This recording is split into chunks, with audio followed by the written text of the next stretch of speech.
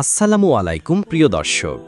আজ আমরা কথা বলবো এমন 4টি রোগ নিয়ে যেগুলো শুনলে ভয় লাগে, কিন্তু এই রোগগুলো যদি ধৈর্য ও ঈমান নিয়ে সহ্য করা যায় তাহলে এগুলো জান্নাত পাওয়ার এক বিরল সুযোগে পরিণত হয়।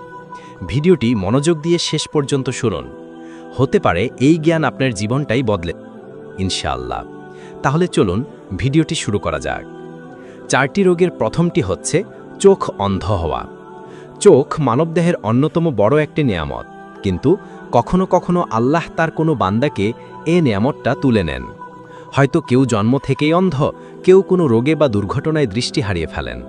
তখন জীবন অন্ধকার মনে হয় পৃথিবীর আলো নিভে গেছে। কিন্তু আপনি জানেন কি ভাই ও বোনেরা, এ অন্ধত্বই জান্নাতের চাবি হতে পারে যদি আপনি ধৈর্য ধারণ করেন, আল্লাহর উপর রাজি থাকেন এবং কোনো অভিযোগ না করেন। হাদিসে কুদসিতে আল্লাহ তাআলা বলেন, আমি যখন আমার কোনো বান্দার প্রিয় দুটি জিনিস চোখ কেড়ে নেই অথচ সে ধৈর্য ধারণ করে, তখন আমি তার বিনিময়ে তাকে জান্নাত দেই। সহিহ বুখারী হাদিস নাম্বার 5613। আল্লাহর এ প্রতিশ্রুতি কেমন আশার আলো ছড়ায় ভাবুন তো। চোখ গেলে দুনিয়ার আলো হারায়, কিন্তু ধৈর্য থাকলে জান্নাতের আলো নিশ্চিত হয়ে যায়। এ হাদিস থেকে আমরা বুঝতে পারি দৃষ্টিশক্তি হারানো কোনো শাস্তি নয়, বরং আল্লাহর পক্ষ থেকে একটি পরীক্ষা, এবং এই পরীক্ষায় উত্তীর্ণ হতে পারলে প্রতিদান জান্নাত। দৃষ্টি না থাকলেও যদি ঈমান থাকে, তওবা থাকে, শুকরিয়া থাকে, তবে জান্নাত একান্তই আপনার জন্য। 2. ক্যান্সার বা দীর্ঘমেয়াদী রোগ।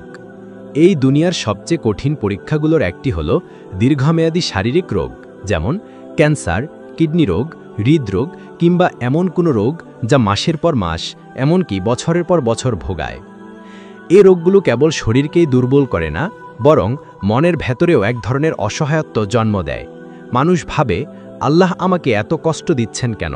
কিন্তু ভাই, এই কষ্ট যদি আপনি আল্লাহর সন্তুষ্টির জন্য ধৈর্য ধরে সহ্য করেন, তাহলে জান্নাত আপনার জন্য আল্লাহর পক্ষ থেকে পুরস্কার।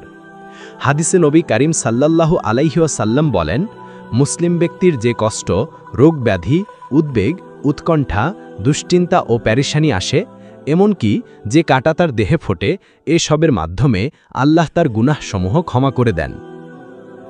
এ হাদিসটি আমাদের শেখায়, আমাদের শরীরে যত কষ্টই আসুক না কেন, সেটা যদি ধৈর্যের সঙ্গে সহ্য করা যায়, তাহলে প্রতিটি ব্যথা হয়ে যায় গুনাহ মাফের কারণ। আপনি যদি ক্যান্সারের মতো কঠিন রোগে আক্রান্ত হন, তবু আল্লাহর প্রতি সন্তুষ্ট থাকেন, 5 ওয়াক্তে সালাত আদায় করেন, তওবা করে থাকেন, তাহলে এই কষ্ট আপনাকে জান্নাতের পথে পৌঁছে দেবে। আরেকটি গুরুত্বপূর্ণ হাদিস এসেছে, যখন কোনো মুসলিম শারীরিক কষ্টে ভোগে এবং ধৈর্য ধারণ করে, তার গুনাহ ঝরে পড়ে, যেমন গাছ থেকে শুকনো পাতা ঝরে পড়ে। এই পৃথিবীর রোগের বিনিময়ে যদি আল্লাহ আমাদের জান্নাত দেন, তাহলে কি আমরা ধৈর্য ধরব না? 3. পেটের রোগ বা ডায়রিয়া। এ ধরনের রোগ আল্লাহ তাআলার পক্ষ থেকে বান্দার গুনাহ মাফের মাধ্যম। এ রোগে ধৈর্য ধারণ করে যে মৃত্যু বরণ করে, তার জন্য জান্নাতের সুসংবাদ দেওয়া হয়। হাদিসে আছে, রসুল সাল্লাল্লাহু আলাইহি ওয়াসাল্লাম বলেছেন, পেটের রোগে যে মুসলিম মারা যায়, সে শাহিদের মর্যাদা পায়। সহিহ মুসলিম হাদিস নাম্বার 1914। আরেক বর্ণনায় এসেছে, যে ব্যক্তি পেটের রোগে কষ্ট পেয়ে মারা যায়, সে জান্নাতি। 4. চর্মরোগ বা দুর্বিষহ ঘা। আমাদের দেহে এমন কিছু রোগ হয় যা বাইরে থেকে দেখা যায়, যেমন লেপ্রোসি, সোরিয়াসিস, স্কিন ইনফেকশন বা ফুসফুসে ঘা। এ ধরনের চর্মরোগ শুধু শারীরিক কষ্টই দেয় না, অনেক সময় মানসিক যন্ত্রণাও দেয়।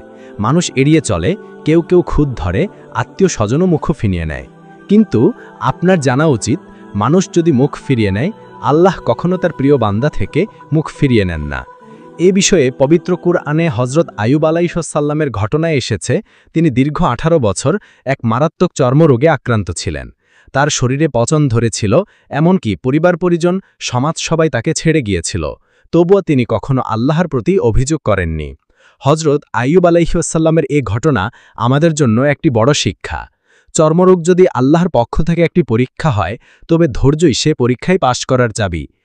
আজ আপনি যদি এমন কোনো রোগে ভোগেন যা শরীরে, মুখে বা চামড়ায় কষ্ট দেয়, মানুষ দেখে মুখ ঘুরিয়ে নেয়, তবু আপনি যদি আল্লাহর সন্তুষ্টির জন্য ধৈর্য ধারণ করেন, তাহলে আপনার প্রতিদান হবে জান্নাত। রোগব্যাধি আমাদের জন্য পরীক্ষা, শাস্তি নয়। এই পরীক্ষায় যারা ধৈর্যের সঙ্গে উত্তীর্ণ হন তাদের জন্য আল্লাহর পক্ষ থেকে জান্নাতের পুরস্কার অপেক্ষা করে। তাই কেউ ক্যান্সারে ভুগলে, দৃষ্টিশক্তি হারালে কিংবা দুর্বিষহ চর্মরোগে আক্রান্ত হলেও হতাশ হবেন না। আল্লাহর উপর ভরসা রাখুন, তওবা করুন, ধৈর্য ধরুন। জান্নাত আপনার অপেক্ষায় আছে। আমিন।